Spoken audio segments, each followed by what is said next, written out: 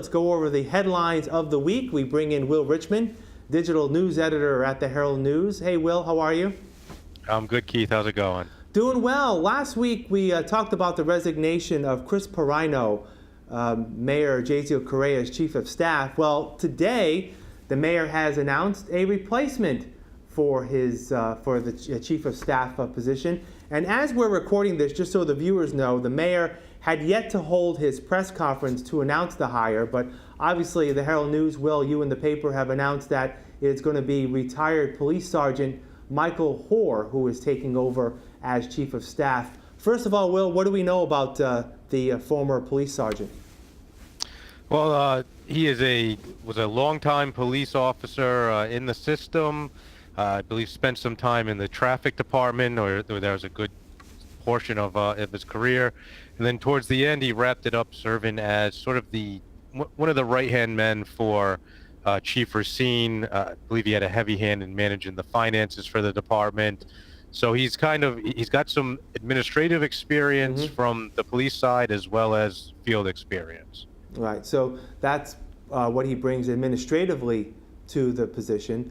I guess one of the first things that we have to bring up is the fact that current Mayor Jaziel Correa, during the election last year, criticized Mayor Sam Sutter for hiring Lou Pacheco as his chief of staff. Of course, Mr. Pacheco had served as a police chief, retired, and receiving a city salary.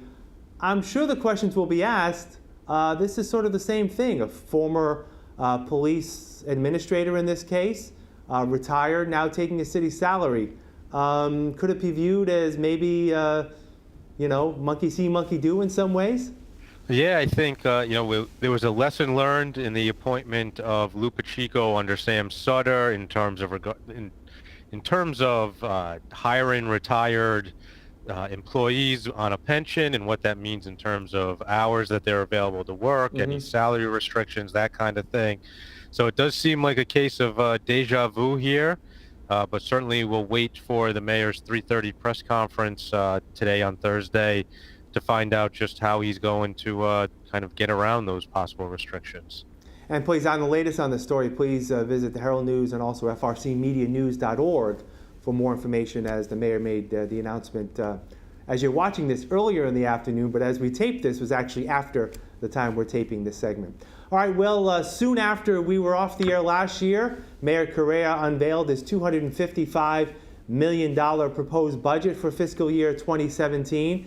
And I guess just looking at it for people who had not had a chance to see it yet, there really isn't much of a surprise in what's in here, other than the fact that, taxes will be raised 2.5%, water fees, sewer fees are going up, but the mayor is also holding the line on the number of police officers and firefighters. But anything else that can be gleaned out of this budget? Yeah, it doesn't appear to be much of a significant increase in any fields. The budget itself as a total is pretty close to what it was during the current fiscal year that will end at the end of this month. We actually were planning to sit down with the mayor and his administration early next week to kind of dig into some of the finer details and hear their pitch on why this is the budget that's needed for Fall River. So we'll be looking forward to that. But yeah, you'll notice, even like I said, it's a pretty flat budget from the year before, which I think comes in part with the elimination of the $10 per month sanitation fee. Those revenues couldn't exactly be made up to increase the budget, so it stays pretty flat from this year. Right. According to the report that you had in the Herald News, last year's budget, the current spending plan, which we're still in, FY16, $245.1 million. This is about $10 million more, $255.6. We talked about the fact that, again, taxes going up by 2.5%. There is a proposed increase in the water and sewer fee, the elimination of the trash fee, and also what's important is the net school spending number, which we've talked about quite a bit over the past few weeks. It's going to be closer to what the mayor's interpretation of the net school spending number is versus what the school department had talked about last week. Is that correct? Yeah, it will. The mayor has said all along he'll fund the school department at 100%. Of course, that 100% number is based on the existing budget formula. We are still waiting on a determination from the Department of Ed to finalize what any carryover amounts may be, though that's an amount that it seems if it is going to get sort of reimbursed by the city, we'll have to wait until free cash is certified, usually in the area of October, and then a transfer would have to be made to the school department to cover any carryover. Any indication yet from the city council on when they'll start accepting comments on the budget and when they will take this up? I believe they've tentatively scheduled their hearings for not next week, but the following week. I think that's the week of the 12th, 13th. 13th, yep. So last I heard, I think they discussed this at their last full meeting. They were tentatively planning for 3 meetings during that week, one of which would likely include the school department being brought in to talk about their budget, and we'll take it from there. All right, so we will follow this as we get closer to the end of June, and we'll have more on the story. A couple of city councilor responses to the mayor's proposed budget coming up later on here in FRC Media News. I want to talk briefly about the King Philip Mill in the south end of Fall River. There's been movement on that issue. Can you fill us in? Yeah, the 2 requests for proposals had been submitted to the city. Some development options are going forward there. The city is prepared with their demolition permit if that is the case, but it seems at this point that still a lot to be figured out with the King Philip Mill. A lot of concepts at this juncture, some residential, some manufacturing space. So what exactly is going to happen, we're still waiting to find out. But at this point, at least, it is known that it's cleaner than it may have previously been thought to be. So the remediation may not be as intense as once feared, and that may help to get things moving over there. All right, and finally, before we look ahead to what's going to be happening in the next week, this year, of course, a presidential election year, and much has been made about the candidacies of Donald Trump and Hillary Clinton, and also Bernie Sanders, still on the Democratic side. But you had an article this week about some of the state candidates, as it's also a state election in terms of the legislature and some county seats.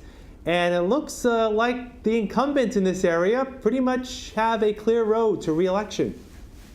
Yeah, people won't find many choices amongst candidates on the ballot in this area this year. All of the members of the Fall River Legislative Delegation, Rep. Viola, Schmidt, and Sylvia, are uncontested. Senator Rodrick is uncontested, as is Sheriff Hodgson, District Attorney Quinn, the county commissioners, the governor's counselor Joe Ferreira.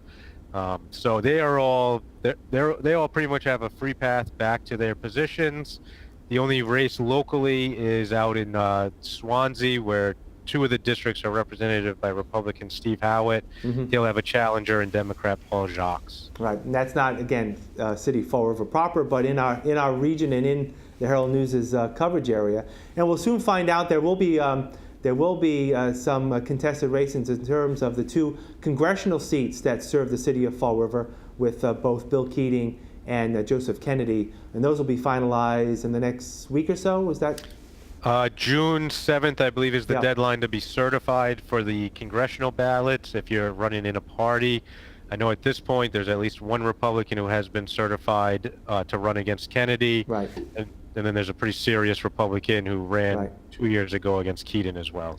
So other than the presidential race, the people here, voters in Fall River, will have that to look forward to as well as the ballot gets finalized for November. All right, Will, what's the Herald News working on over the next few days? We're heading right into the heart of graduation season, so of course we'll be joining you guys at the BCC campus on Saturday to provide coverage of the graduation there. We've got a number of high school graduations, with many of them beginning Friday night, that we'll be covering, and continuing through next week as well. So it's a good year to be a high school, or a good time to be a high school senior. Absolutely. All right, Will, thanks for joining us. We'll talk to you next week.